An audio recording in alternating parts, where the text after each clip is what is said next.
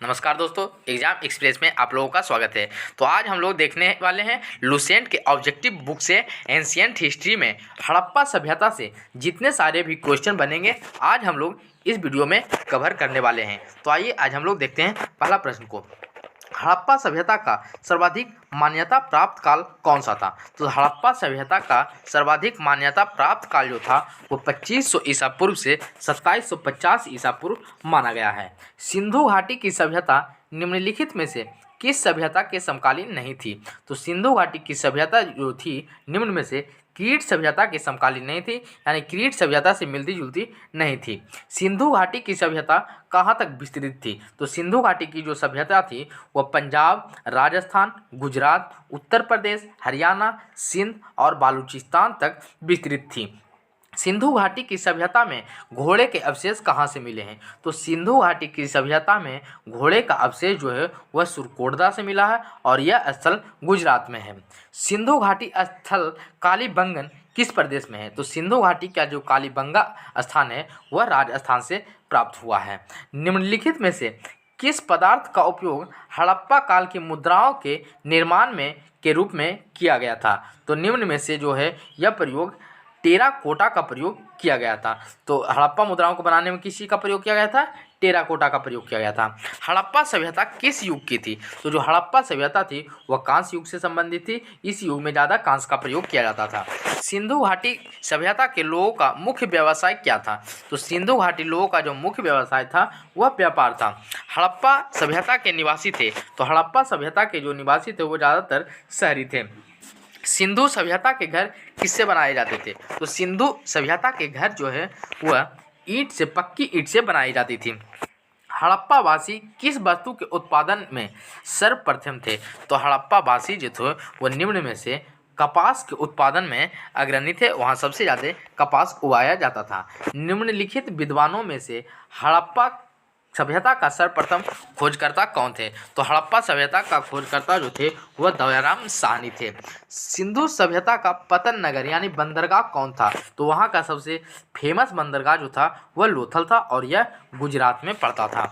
पैमाने की खोज ने यह सिद्ध कर दिया कि सिंधु घाटी के लोग माप और तौल से परिचित थे। यह खोज कहाँ पर हुई? तो यह खोज जो हुई थी वह लोथल में हुई थी और लोथल कहाँ पड़ता है? गुजरात में, जो कि भोगवा नदी के किनारे है। हड़प्पा कालीन समाज किन वर्गों में विभक्त थी? तो हड़प्पा कालीन समाज जो थी वह विद्वान, योद्धा, व्यापारी और श्रमिक रूप में विभक्त थी। वहाँ के वर्गों के रूप में विभक्त थी। तो आइए हम लोग अगले प्रश्न की ओर बढ़ते हैं, देखते हैं अगले प्रश्न क्या है। अगले प्रश्न है सिंधु सभ्यता का सर्वाधिक उपयुक्त नाम क्या है? तो सिंधु सभ्यता का जो है सर्वाधिक उपयुक्त नाम वह हड़प्पा सभ्यता है। इसे हड़प्पा सभ्यता के नाम से भी जानते हैं। सिंधु घाटी सभ्यता के लोगों के संबंध में क्या सत्य है? तो सिंधु घाटी के सभ्यता के लोग जो सत्य बातें हैं वह यह है कि ये मूर्तियां का निर्माण करते थे, मंदिरों का नहीं। यहाँ के लोग जो थे वो मूर्तियों को बनाते थे बल्कि मंदिरों को नहीं। हड़प्पा सभ्यता की खोज किस वर्ष में हुई थी? तो हड़प्पा सभ्यता की जो खोज हुई थी वह 1921 वर्षों में हुई थी, 1921 ईसा में हुई थी। हड़प्पा सभ्यता के बारे में कौन सी युक्ति सही है? तो हड़प्पा सभ्यता के बारे में यह सही है कि उन्होंने पशुपति का सम्मान करना आरंभ किया था, यानी उन लोगों ने सबसे पहले पशुपतिनाथ की पूजा करते थे। हड़प्पा के लोगों का सामाजिक पद्धति था। तो हड़प्पा के लोगों का सामाजिक पद्धति क्या था? तो हड़प्पा के लोगों को सामाजिक पद्धति उचित समतावादी था। सिंधु का नखलिस्तान या बाघ हड़प्पा सभ्यता के किस पूरा स्थल को कहा गया है? तो सिंधु सभ्यता का नखलिस्तान या बाघ हड़प्पा स्थल मोहनजोदड़ो को कहा गया है।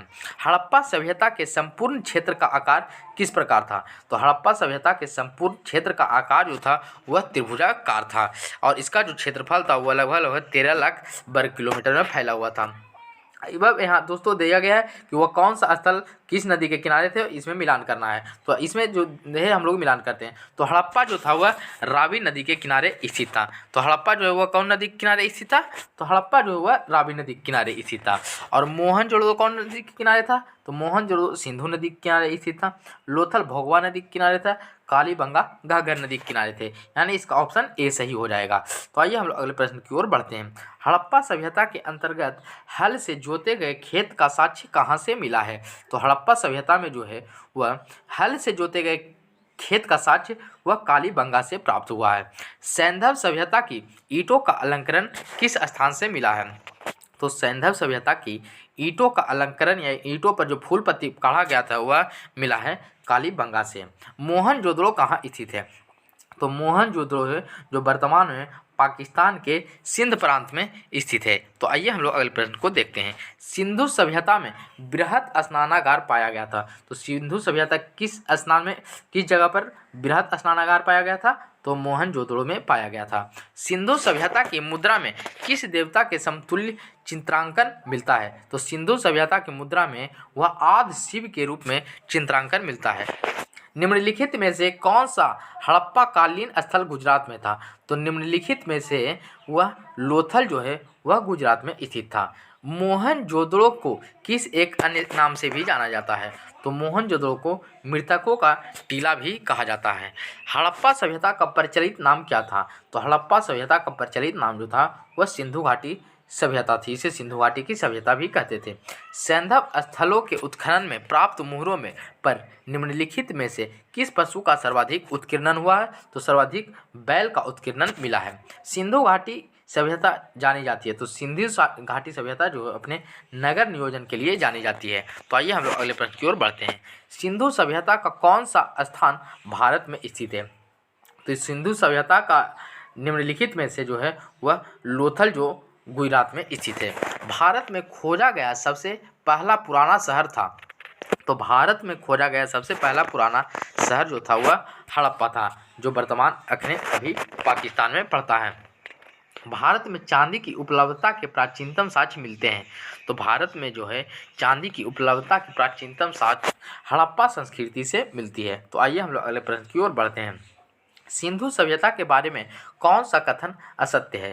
तो सिंधु के बारे में यह कथन असत्य है कि लोग लोहे से परिचित थे। वहाँ के लोग जो थे वह लोहे से अपरिचित थे, यानी लोहे से परिचित नहीं थे। सूची 1 तथा सूची 2 के सम्मिलित कीजिए, यानी इसमें मिलाना है कि कौन सी सीमा किस जगह पर थी। तो जो उत्तरी सीमा थी वह मांडा थी, जो कि जम्मू कश्मीर में पड़ती थी। सिंधु सभ्यता की दक्षिणी सीमा जो थी दैमाबाद महाराष्ट्र में पड़ती थी। सिंधु सभ्यता की पूर्वी सीमा आलमगीरपुर उत्तर प्रदेश में। सिंधु सभ्यता की पश्चिमी सीमा सुतका गेंडोर बालूचिस्तान में पड़ती थी। तो आइए हम लोग अगले प्रश्न की ओर बढ़ते हैं। मांडा किस नदी के किनारे स्थित थी? तो मांडा जो है अभी हम लोग देखें कि मांडा जो थी वह चिनाव नदी के किनारे स्थित है। तो मांडा किस नदी के किनारे स्थित है?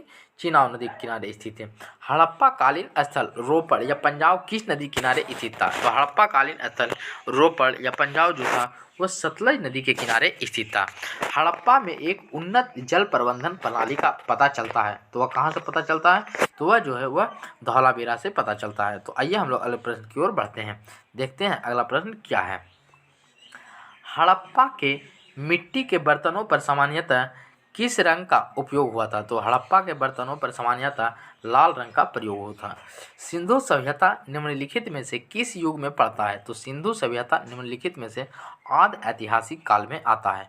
सिंधु घाटी सभ्यता की विकसित अवस्था में निम्नलिखित में से किस स्थल में घरों में कुओं के अवशेष मिले हैं? तो वह मिला है मोहनजोदड़ो से। तो घरों में कुएं का अवशेष कहाँ से मिला है? मोहनजोदड़ो से प्राप्त हुआ है। सिंधु घाटी सभ्यता की खोज निकालने के में जिन 2 भारतीयों का नाम जुड़ा है वह कौन थे? तो वह थे एक दयाराम साहनी और एक राखलदास बनर्जी थे, जो दोनों के दोनों भारतीय थे। रंगपुर जहां हड़प्पा की समकालीन सभ्यता थी। तो रंगपुर जहां हड़प्पा की समकालीन सभ्यता थी वो कहाँ थी? सौराष्ट्र में।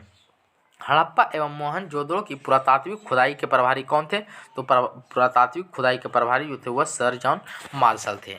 निम्न में से किस पशु की आकृति जो मुहर पर मिली है जिससे ज्ञात होता है कि सिंधु घाटी एवं मेसोपोटामिया की सभ्यता के मध्य व्यापारिक संबंध थे?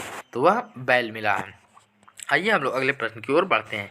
सिंधु घाटी के लोग विश्वास करते थे। तो सिंधु घाटी के जो लोग विश्वास करते थे वह मार्ग सतात्मक में विश्वास करते थे, यानी मार्ग शक्ति में विश्वास करते थे। निम्नलिखित में कौन सा सिंधु स्थल समुद्र तट पर स्थित नहीं था? तो निम्न में से कोट दीजी जो था वह समुद्र तल पर स्थित नहीं था। निम्नलिखित में से कौन मोहनजोदड़ो की सबसे बड़ी इमारत मानी जाती है? तो वह विशाल अन्नागार या धान्या कोठार के नाम से जाना जाता है। तो आइए हम लोग अगले प्रश्न को देखते हैं। हड़प्पा कालीन लोगों ने नगरों में घरों के विन्यास के लिए कौन सी पद्धति अपनाई थी? तो हड़प्पा कालीन लोगों ने नगरों में घरों के विन्यास के लिए जो थी वह ग्रिड पद्धति अपनाई थी। तो आइए हम लोग अगले प्रश्न को देखते हैं, जो कि सुमेलित करने वाला है और इसमें मिलाना है कि कौन सा पुरातात्विक अवशेष कहाँ से हमें प्राप्त हुआ है। तो वो देखते हैं। तो लोथल जो है वह कहाँ से मिला है? लोथल से जो है पुरातात्विक अवशेष गोदीबाड़ा मिला है। तो लोथल से क्या मिला है? गोदीबाड़ा मिला है। यानी आप लोग देख सकते हैं ऑप्शन बी इसका सही है, इससे मिला लेते हैं। और बी का क्या मिला है? यानी कालीबंगा से जुता हुआ खेत मिला है। और सी क्या है? धौलावीरा, जहाँ से हड़प्पा कालीन लिपि के बड़े